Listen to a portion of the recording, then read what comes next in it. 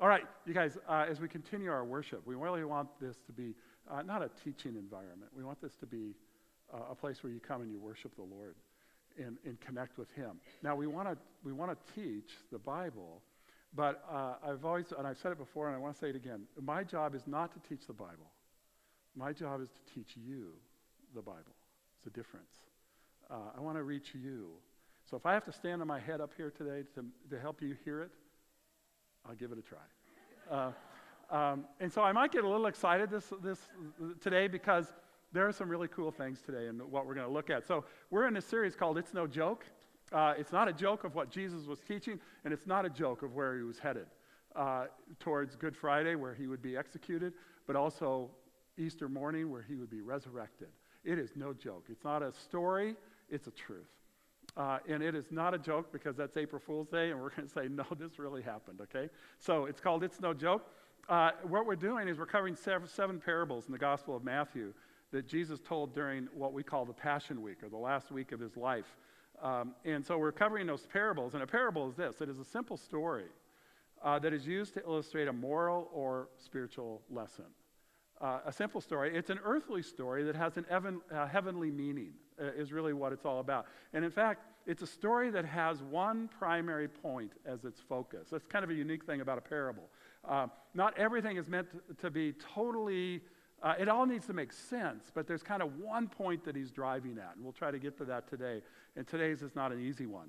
But it's these points are used by Jesus to exact the cost of being intimate with him and with his kingdom. That's what he said during the last week of his life. He took that opportunity not to just slap backs and hug babies. He really brought some things to bear. It was really an important week as he was with his disciples and he was with the religious leaders of his day. He was going to drive this thing really home, and he was going to say some really tough things. Not that he hadn't said them before, but he was going to say them again during this last week of his life. And so we've been looking at that. In fact, here are the ones we've covered so far. We've covered the parable of the fig tree. In the point of the whole thing of the fig tree, and you can see it growing, it's just amazing what's going on up here, is that genuine faith is revealed by substance, not just appearance. It's not just the fact that it has leaves, but it's revealed by the fact that it has fruit. That's why he cursed the fig tree, because it had leaves but no fruit. It had the appearance of religiousness, but no substance to it. And that's why he cursed it. Then we talked about the parable of the two sons. The two sons that were asked to go into the vineyard and work. And one said, no thanks, Dad. Not interested in obeying you. And then eventually he went, though, because he had a change of heart, a change of mind. The other son said, yeah, got it, Dad, I'll be there, and never shows up. And this is all about obedient faith that's revealed in our actions, not just our words, not just giving lip service, but realness to it. Then we talked about this last week, the parable of the tenants. So these people who took over to rent a vineyard, and they rejected everybody who came to the vineyard to take the owner's part. They rejected everyone, even the son. And the point was this, is that the son is really actually the cornerstone of life. That's what Luke was talking about this morning.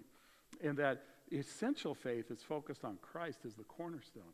Because from the cornerstone, this big, huge rock at the corner, every corner of the building, it's where the building gets its strength and its orientation from. Okay? And so when you reject him, you're left without any strength and any clarity as to what life's all about. And that's what he's talking about.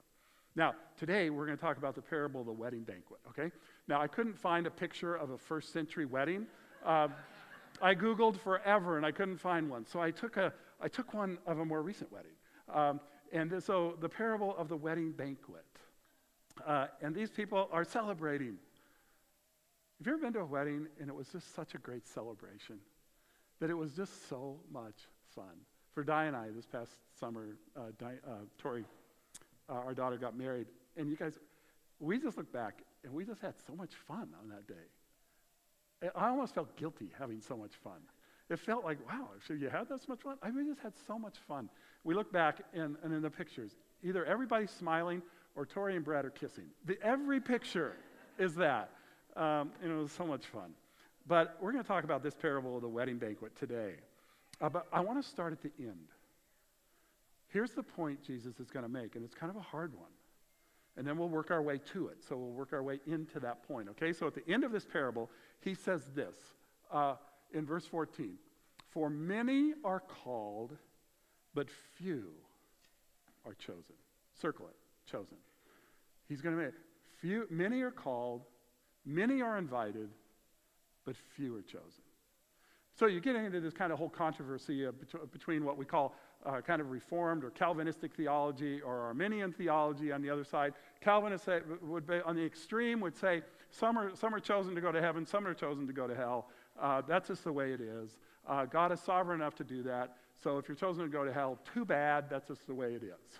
Now, it's not quite that crass, but it's kind of that way. But way over here, the Arminian would probably say, you know what? It's really up to you. God has really no ability to really affect it. It's going to be your choice. You have free will. God's just going to kind of wring his hands and hope that you make a decision because he's kind of weak. And those two extremes probably don't work. There's something in between, and I think it says, the Greek word for chosen here is ekletoloi.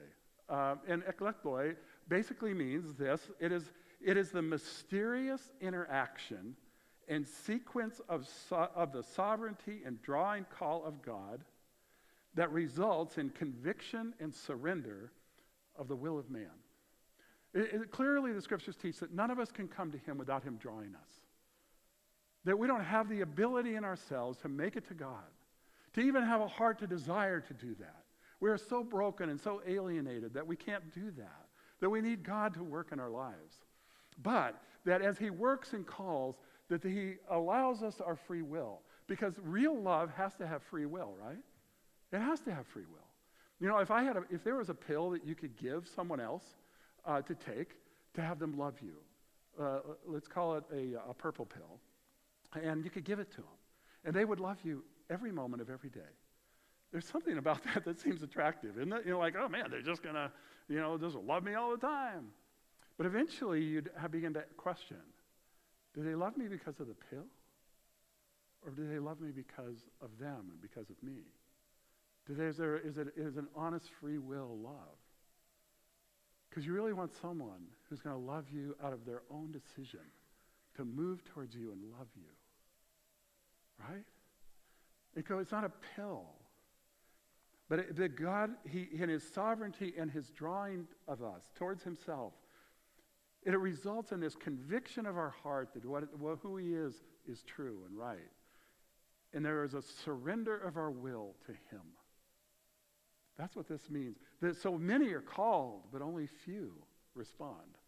Only a few to his calling draw in our lives. Not everyone does. And I think we're going to find that in this story. So let's go to the beginning of the story and work our way to this and see what it has to say, okay? So let's go to verse 1 here in Matthew 22.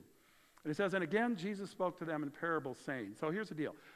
Jesus is again in the temple. It's right after the parable he had just told about the cornerstone, about the tenants. And he's still in the temple area, and he's teaching not only his disciples, but the scribes and the Pharisees, and those who had gathered around him. And he says, you know what?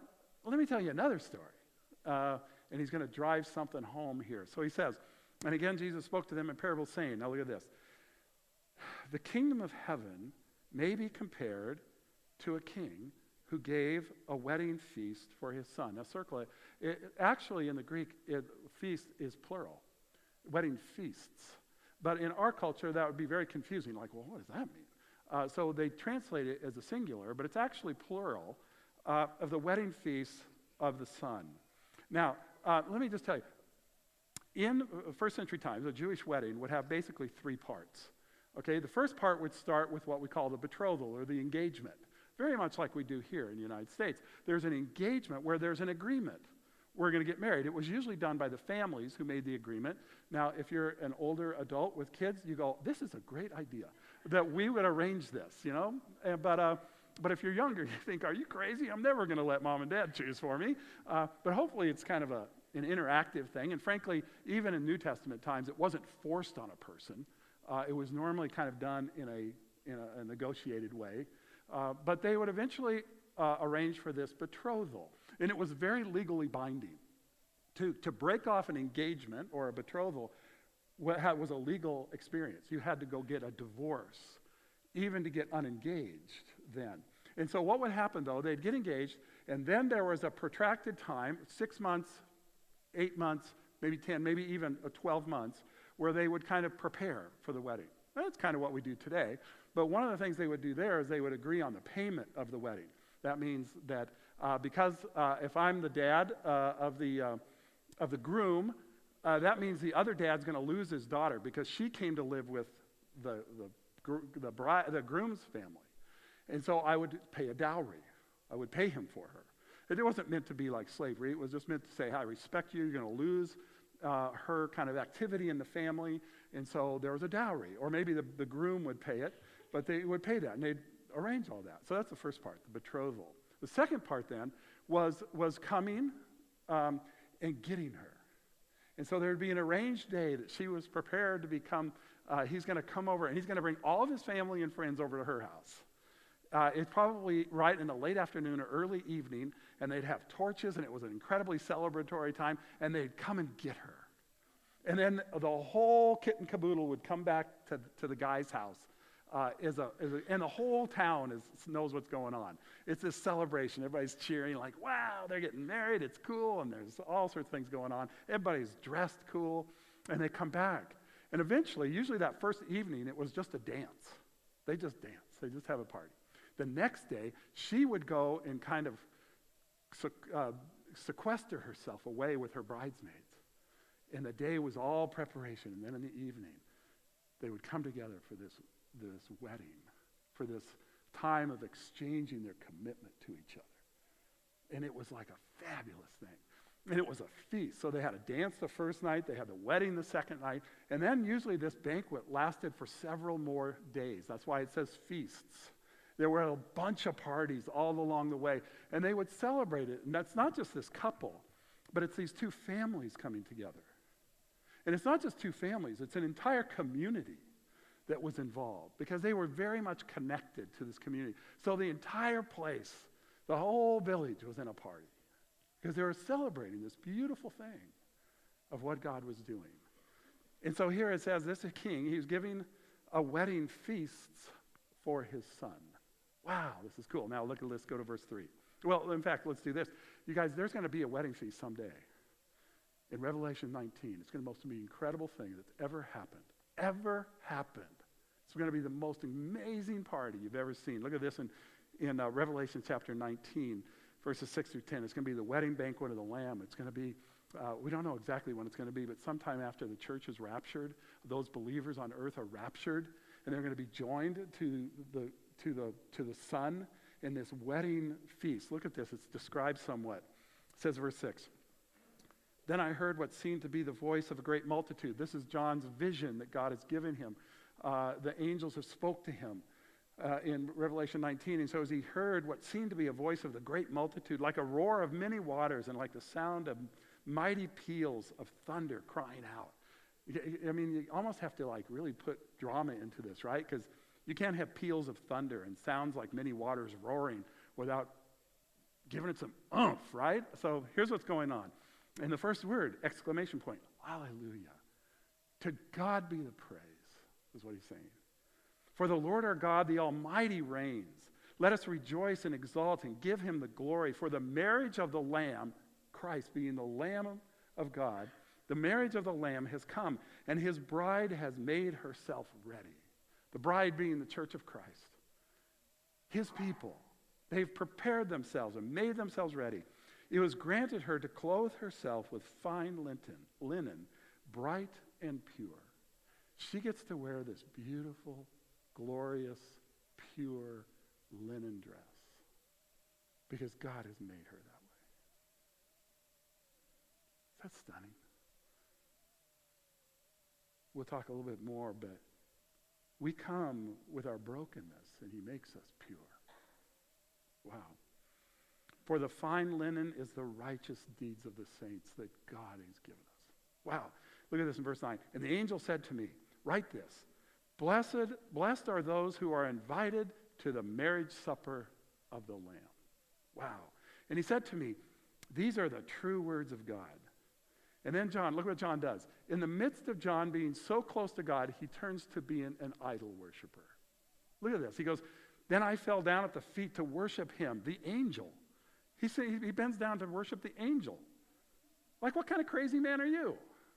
And look at this. The angel's so smart. He says, then I fell down at the feet to worship him, but he said to me, you must not do that. I am a fellow servant with you and your brothers who hold to the testimony of Jesus. Worship God, circle it. He says, don't worship me. I'm just a fellow servant, just like the rest of you, who come to focus on him. Worship him. Worship God, not me. Are you nuts? For the testimony of Jesus is the testimony of prophecy. The testimony of Christ is the testimony of proclaiming the truth. That's what prophecy is, proclaiming the truth. That's the testimony of Christ, is to testify of the truth. He goes, man, this wedding of the Lamb to his bride is to worship him. Wow, that's incredible. Now, let's go back to the parable of the wedding banquet.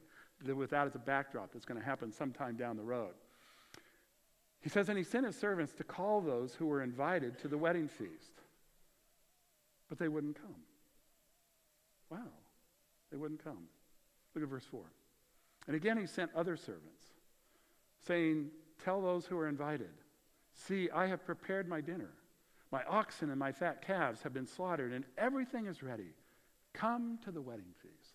You know, there's shadows here clearly of God having sent prophets to invite people to the wedding feast. And they didn't come. People didn't come. In fact, look at this. It says, but they paid no attention. And they went off, one to his farm and another to his business. They were too busy doing their farming and their businesses to pay attention to God, to be invited to the wedding feast. They were too busy. Had other things to do. God, you're not a high enough priority to us. I don't really care. I'll do what I need to do. I'm consumed with the here and now. Look at this in verse 6. There were others, it says, and while the rest seized the servants and treated them shamefully and killed them. Not only are there some that are just too busy for God, others are hostile towards him. Because they're invited to the wedding feast, but they say, hey, no thanks, I'm busy. Or, I don't know who you think you are, God, but I'm going to kill these people who came and talked because I'm hostile towards you. That's a reality in our world today. Some would suggest that probably America is more the ones who seem too busy for God. Just too busy. We got other things going. God, I don't really have time. Not now, not yet. I'm busy doing other things. I was on an airplane coming back from Haiti, in fact, going to Chicago, and a gal sitting next to me was, she in fact had been at 17 years old, had defected from Cuba. She was one of their volleyball players. And she defected, and she was no longer playing volleyball. But I said, have you ever considered where God fits in your life? And she goes, yeah, I've considered it, but I'm just too busy right now. I'm not interested. I have things to do. I mean, it was just exactly this statement. And I thought, I understand, I get it. But when you really boil it down, is there anything so important in life that we say, God, I don't have time for you? It seems a little crazy, doesn't it? But it's the way we behave. Look at this. And they killed them. Look in Luke 13, verse 34. It says, O Jerusalem. This is Jesus speaking. O Jerusalem, Jerusalem, the city that kills the prophets and stones those who are sent to it. How often I would have gathered your children together as a hen gathers her brood under her wings, and you were not willing. He desires to bring us in, but we're just not willing. Wow. Well, let's go to verse 7. It says, as a result, the king was angry, and he sent his troops and destroyed those murderers and burned their city. And then he said to the servants, now look at this. This is fabulous. The wedding feast is ready, but those invited were not worthy. Go, therefore, to the main roads and invite to the wedding feast as many as you find. If they won't come, if they're people who are too busy or are too hostile, then let's invite the others. Go everywhere. Go everywhere and invite them, as many as you find.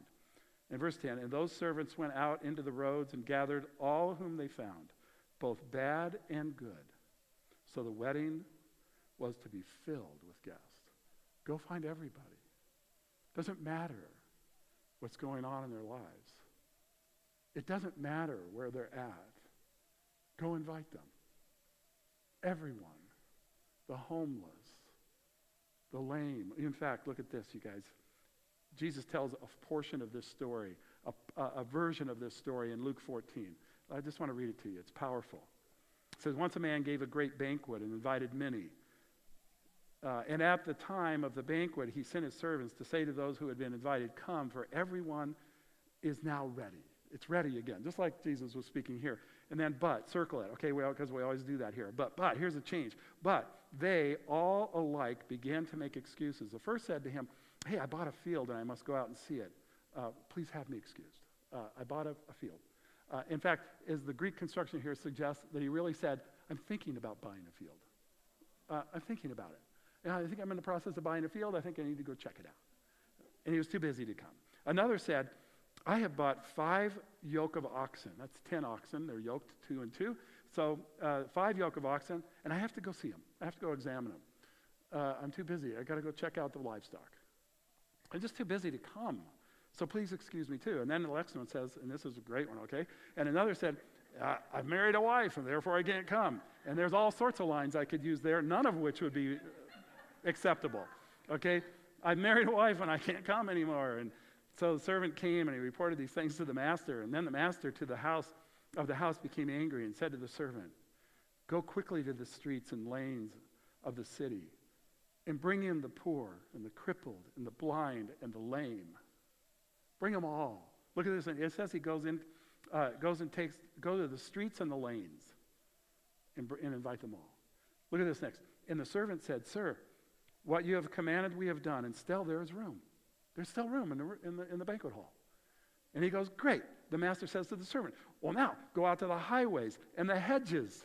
Go past the streets and the lanes. Go to the highways. Go to the hedges. People are hiding in bushes. I want you to find them.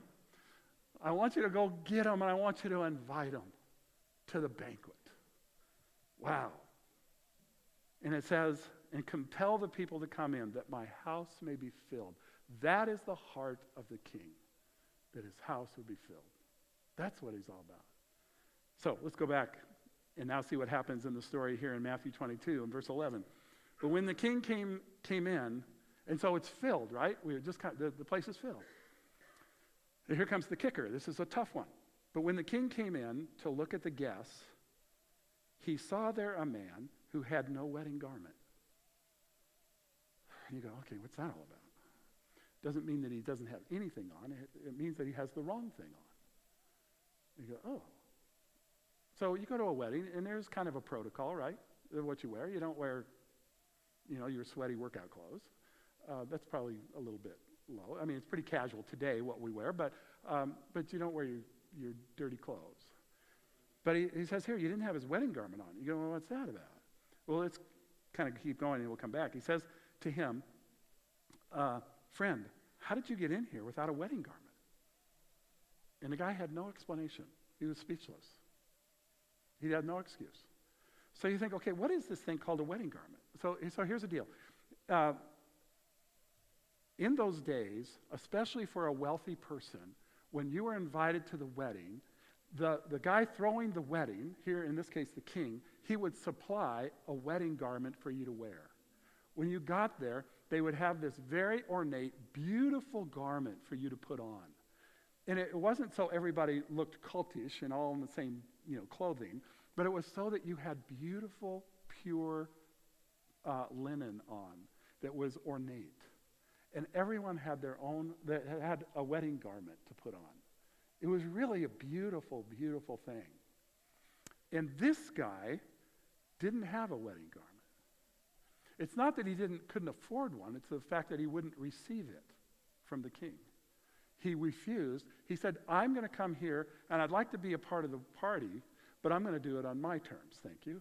Not on your terms, king. I'm going to reject what you have for me, and I'm going to create for myself whatever I think I need to do this thing. It's on my terms, not your terms. Right? And so he rejects the kindness and the generosity of the king. He says, I'll wear whatever I want to wear, thank you. And he says, well, that's not going to work. Now, so he was speechless. Now look at this. I think what we need to wear is what's referred to in Romans 13. Look at this.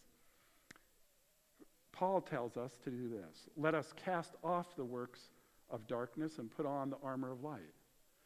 Because the garment you and I wear in this world by ourselves is referred to as the works of darkness. It's tattered and dirty and inappropriate. And I know that's true in my life. What I produce out of the flesh is broken, crummy, inappropriate, trashy things. In my flesh, I have nothing good to offer. All I have to do is look in the mirror and watch myself. And I know that's to be true. And Paul here tells us to cast those things off and to put on the armor of light. That's what we're supposed to be dressed in. Look at this. Let us walk properly as in the daylight, not in orgies or drunkenness, not in sexual immorality or sensuality, not in quarreling and jealousy. I mean, it takes it from kind of the way out there stuff to the right here stuff, right? Even our quarreling and our jealousies.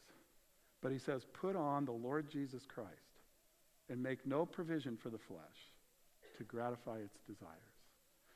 To put on the Lord Jesus Christ as a garment is what he's talking about. The same garment that they're going to do at this wedding. That this guy decided, I don't need your garment. I'm going to wear my own garment, thank you. And it's going to be a garment of darkness. I want to hang out in this thing called the party, but I'm not on your terms, God. It's going to be on my terms. God says, that doesn't really work. Look at this. In fact, verse 13. And then the king said to the attendants, bind him hand and foot and cast him into the outer darkness. In that place there will be weeping and gnashing of teeth. A very hellish place. Because here's the deal. He says, I'm going to do this on my terms. And then he says, then you have to live according to your terms. And in your brokenness and in your sin, there's no place at the wedding feast for you. But in the garment that I want to give you, it is an incredible place for you. I want you to be the wedding feast and to wear the righteousness of Christ that I want to give to you. And then he wraps it all up by saying this, for many are called, but few are chosen. This mysterious interaction in sequence of the sovereignty and drawing call of God that results in the conviction and surrender of our wills to him. For many are called and few are chosen. That many are called. He says, go into the streets. Go into the lanes. Go into the highways. Go right into all the hedges and bushes and invite people to the wedding feast. And God will supply the garment that you need to wear. Because, sometimes you get invited to a wedding and you go, well, I don't have anything to wear. And it's not just gals who say that. Guys say that, right? And they go, what am I going to wear? And he goes, man, don't worry about it. I've got something for you to wear. I'll take my garment, my son's garment, and I'll put it on you. You get to wear the robe of Christ. And it'll be the most appropriate thing ever that you get to be there. Wow. So, here's the deal. Let's go back to the parable of the wedding banquet. People celebrate. Here's what I think he's saying is that honoring faith realizes that the privilege of being intimate with God is supplied by the righteousness that Christ provides for us. The privilege of being intimate with him isn't by anything that we've done. Because most of us have either said, hey, I'm too busy, or I'm totally hostile, or I'm going to do it on my own terms, thank you. But to be intimate with him, it is supplied by the righteousness that Christ provides for us. The garment he provides for us. That's what makes us intimate with him. So what do we do with this? What do we do with it? Here's what I'd like us to do with it. I just have a few thoughts here that I think summarize this thing. In the face of our poverty, our handicaps, our blindness, and our lameness, the condition of the human soul, in the face of that, secondly, we are divinely called to surrender our ragged and worn-out garments in exchange for putting on the righteousness of Christ at his expense. He bought it for us unconditionally and offers it to us to wear. Wouldn't that be a beautiful thought? He comes and he's got it draped over his arms, and he said, I'd like you to wear this.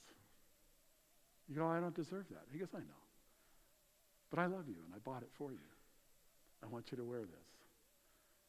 And it makes it, and it cleans your life. That's what we're going to do this morning as we do communion. He's going to offer his body broken for us and his blood shed for us, that through that it makes us clean. It's like coming to the wedding supper. This is just kind of a reenactment. In fact, Jesus, when he did this with his disciples in the upper room, he said, I'll never do this again until the wedding supper of the Lamb, and I do it with you again. He is waiting to do this with us at some point in the future. Is that like wild? But he said, but I want you to do it now in remembrance of me, anticipating that day. That's what we're going to do this morning. And so he wants us to take our ragged garment and exchange it for his, which, now you guys hear, which is the only appropriate and acceptable attire for the most incredible celebration in all of history. The only appropriate attire is the righteousness of Christ, the garment that he gives us. And it'll be an incredible party. It is a wedding banquet where Christ is the bridegroom, and those who have trusted him are not only invited, but we find out that at the end of the day, we are the bride of Christ. That is amazing. That's what we're called to. So let's go back to the party here. I have another picture. I love this picture. And it's this deal. The honoring faith accepts God's invitation to the banquet that he hosts and where he provides the appropriate dress. That's what honoring faith means. We accept the invitation. And we come not only to the party, but the very garment that he provides for us. We say thank you. Wow, I'm glad to be here. And then here's what he says. Welcome to the party. He says, man, I'm so glad you're here. We've always said here that church is a party. And it is. It's a party for everybody who has a dirty, tattered garment on themselves. It's a party for the people who have never had a party. It's a party for those who are lame and lost and broken. It's a party that God provides at his expense, and he provides the garment. And it's Christ, to put him on in our lives. So this morning, as we come to communion, why don't you take a moment just to prepare yourself to come, in a sense, to anticipate this party that's going to happen in Revelation 19 when we are raptured with him and meet him in the sky. That he's going to throw an incredible party and let us be a part of it. And he's going to clothe us in the righteousness of Christ. And you're made absolutely new and clean. That all the stuff in your life is forgiven. It is wiped clean. All that list of sins and all that garbage is erased clean because of what he did for us. And he sets us free to live life to its fullest, to the way he really designed it for us. And he gives us the power to do it. So why don't you prepare yourself to come, in a sense, to the party and tell him thank you for him giving his body broken for us and his blood shed for us to make us clean and to make us new. All right? Take a minute to prepare yourself.